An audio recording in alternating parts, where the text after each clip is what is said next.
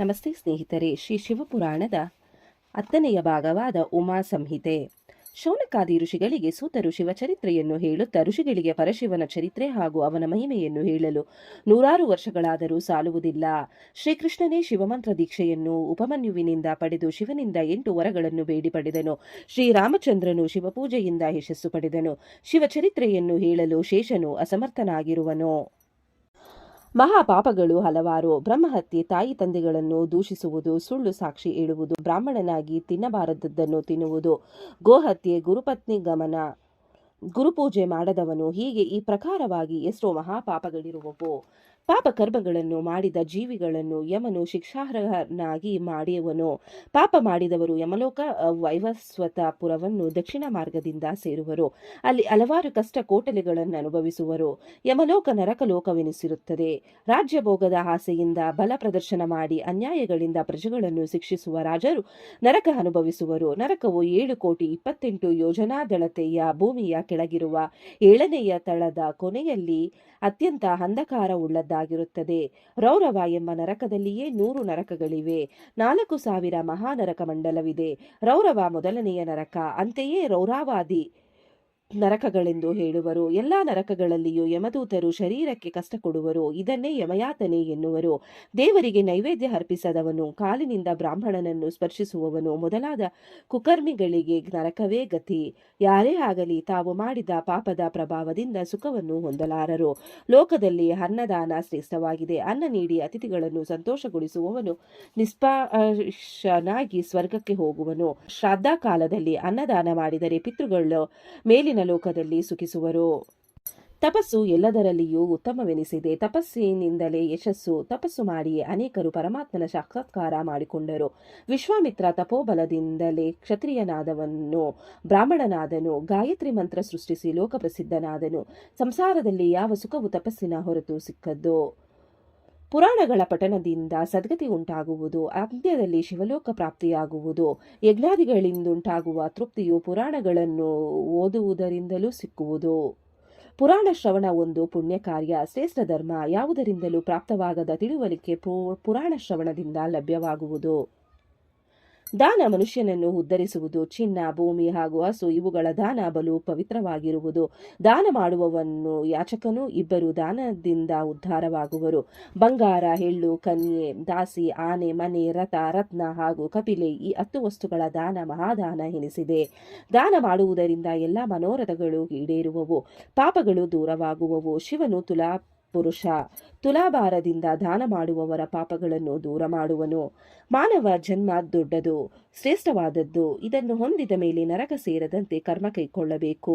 ಪಾಪ ಕರ್ಮಗಳನ್ನು ಮಾಡಬಾರದು. ಶಿವನಿಗೆ ಶರಣು ಹೋಗುವುದರಿಂದ ಘೋರ ನರಕಗಳು ದೃಷ್ಟಿಗೂ ಸಹ ಬೀಳದೆ ಶಿವಲೋಕ ಸೇರುವರು. ದೇಹವಿರುವಾಗ ಮಾಡಿದ ದಾನಾದಿಗಳು ಪರಲೋಕ ಮಾರ್ಗಕ್ಕೆ ಸಹಾಯಕವಾಗುವವು. ಬ್ರಾಹ್ಮಣ ಜನ್ಮ ಅತಿ ದುರ್ಲಭ. ಇದು ಬಹಳ ಪರಿಶ್ರಮದಿಂದ ಪ್ರಾಪ್ತವಾಗಿರುತ್ತದೆ. ಆದ್ದರಿಂದ ಬ್ರಾಹ್ಮಣನಾದವನನ್ನು ಬ್ರಾಹ್ಮಣತ್ವವನ್ನು ರಕ್ಷಿಸಬೇಕು. ಯುದ್ಧ ಮಾಡುವುದು ಕ್ಷತ್ರಿಯ ಧರ್ಮ. ಕ್ಷತ್ರಿಯನಾದರೂ ಕ್ಷತ್ರ ಧರ್ಮ ಪಾಲನೆ ಮಾಡುತ್ತಾ ಯಜ್ಞಗಳನ್ನು ಮಾಡಲು ಅವನು ಪವಿತ್ರನಾಗಿ ಬ್ರಾಹ್ಮಣನಾಗುವನು. ಮೋಕ್ಷ ಬಯಸುವವರು ಎಂದೂ ಸ್ತ್ರೀಯರಲ್ಲಿ ಆಸಕ್ತರಾಗಬಾರದು. ಹಿಂದೆ ಪಂಚಚೂಡೆ ಎಂಬ ವ್ಯಭಿಚಾರಿಣಿ ಇದ್ದಳು.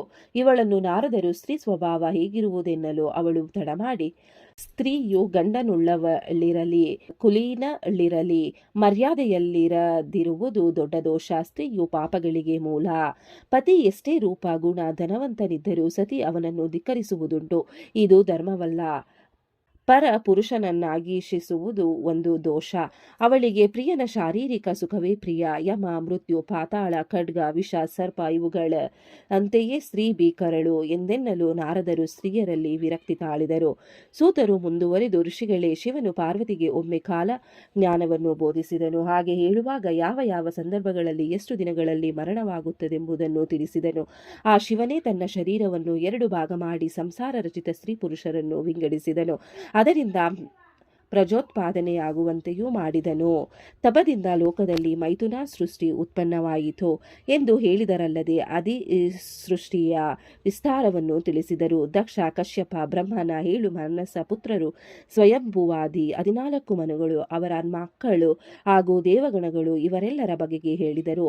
ಸ್ವಯಂಭುವು ಸ್ವರೋಚಿಷ ಉತ್ತಮ ತಾಮಸ ರೈತವ ತಾಮಸ ವೈವಸತ್ವ ಸವರ್ಣಿ ರುದ್ರ ಸವರ್ಣಿ ಇವರೆಲ್ಲ ಮನುಗಳು. ಮನ್ವಂತರಗಳಲ್ಲಿ ಉಂಟಾದ ಪ್ರಜೋವೃದ್ಧಿಯ ವರ್ಣನೆಯನ್ನರಿಯುವುದು ಸೂತರು ಋಷಿಗಳಿಗೆ ಮನುವಿನ ವಂಶಾವಳಿಯಲ್ಲಿ ಪ್ರಸಿದ್ಧರಾದ ಇಕ್ಷ್ವಾಕು ಮೊದಲಾದ ವಂಶಗಳನ್ನು ಕುರಿತು ವಿವರವಾಗಿ ಹೇಳಿದರು.